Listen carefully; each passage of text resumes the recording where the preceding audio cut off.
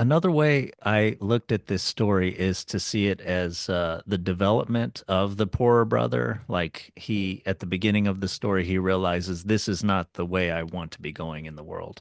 So he takes off the Mm, red coat. He does something else, but he's still kind of naive, and he's still able to be tricked by the other brother. And the mm, other brother even he uses the same maybe language. Is that's a way you could think about it? There's something buried in the ground, like this happened to you before this, and it's happening again. This also shows, I think, the sort of inflexibility or lack of imagination of the richer brother. Like he can't come up with a different scheme, mm, um, or a different type of scheme. But anyway, yeah, naivete of the poor brother, so he goes along with it. And yeah, so that his naivete in a way before was part of his innocence, which led him to the king. But now it's rather than innocence, you could say it's naivete and it leads him. He still has growth to be done. So he's mm, had his goodness, but he doesn't have his wisdom yet.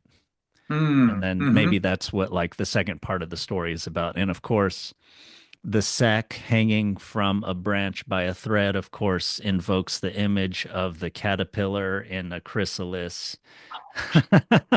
I hadn't even thought of that. so, Totally. Yeah, yeah, yeah.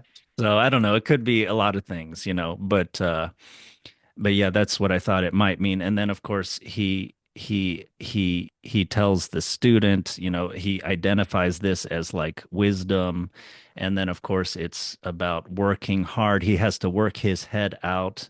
And of course, he has to be thrown in, which is interesting. He doesn't really choose this path. So you could kind of talk about Mm, how in your innocence slash naivete in life, you are forced into things that end up revealing things to you that develop your wisdom. But it's not necessarily something, this may be like Joseph Campbell's Reluctant Hero or something. yeah, man. See, this is great. Man, okay. Well, first, I want to say I want to go back to the thing you pointed to just real quick. Um, the like the soldier brother comes and he says, "I found a treasure. Let's go dig it up." And there's a weird like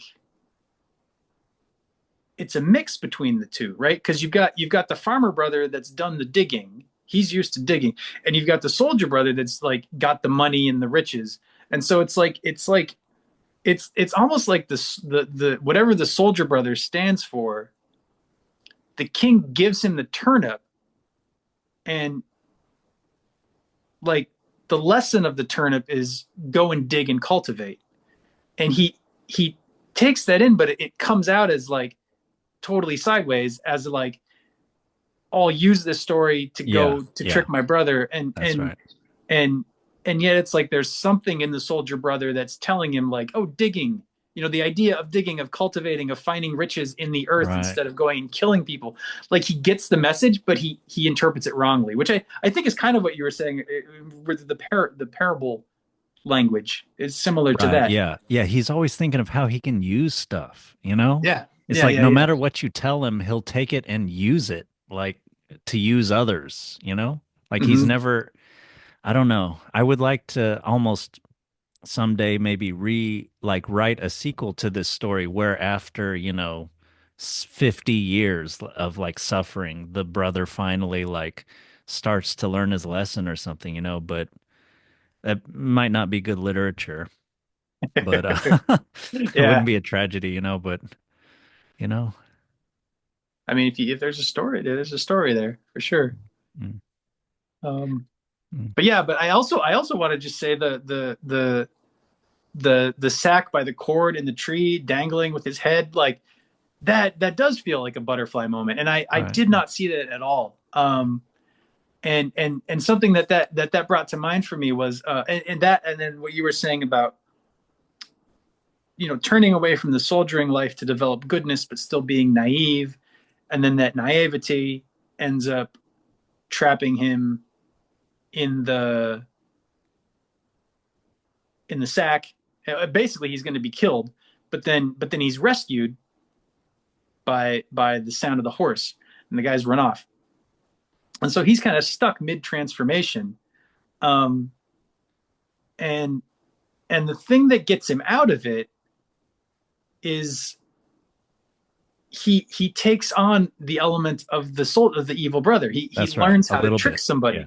Yeah. Yeah, just enough. That's right. Um, yeah, and I had not seen that until you were talking about it. I had not seen that sort of like the integration of the evil brother into the good brother, so he's more whole, Yeah. That's right. and then Yeah. is able to rescue himself and go off. Yeah. Yeah. Yeah. That's really He's neat. he's good. He at the beginning he's innocent and he's not bad, but then he kind of develops goodness as symbolized by the riches from the king. Hmm. And but yeah, he's still not wise. He's still not savvy. And yeah, he's not, yeah, you need to have wisdom and goodness. And when I first read this, I did like a moral judgment of him. Like, why don't you just ask the student to like let you out? He's like a merry, cheerful guy. Although he's scared when he gets called, that might indicate he is also kind of naive and kind of like scared of the world, and he might have just run off. But Hmm. but anyway, I stopped. I think it's good at least to try to not do your moral judgments when you read literature, when you read the story.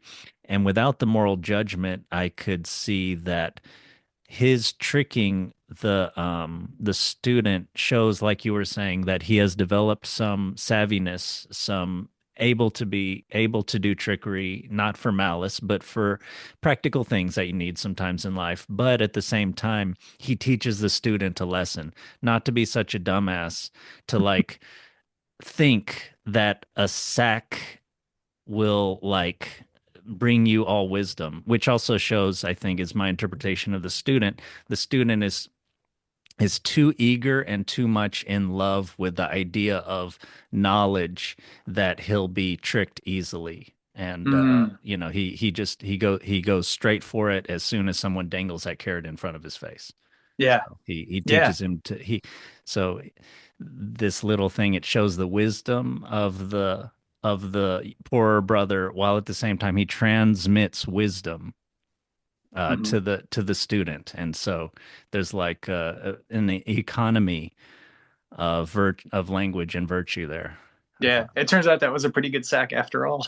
Yeah, right. Oh, nice. Nice. Yeah, Yes. That's very good. Yes. It yeah, is sack that's no longer a sack. That could almost be like a Zen koan or something, you know. yeah. Because like he promises him wisdom, and he ends up with like the proper kind of wisdom of don't let people put you in sacks and leave you there. That's right. Yes, exactly. Yes, exactly.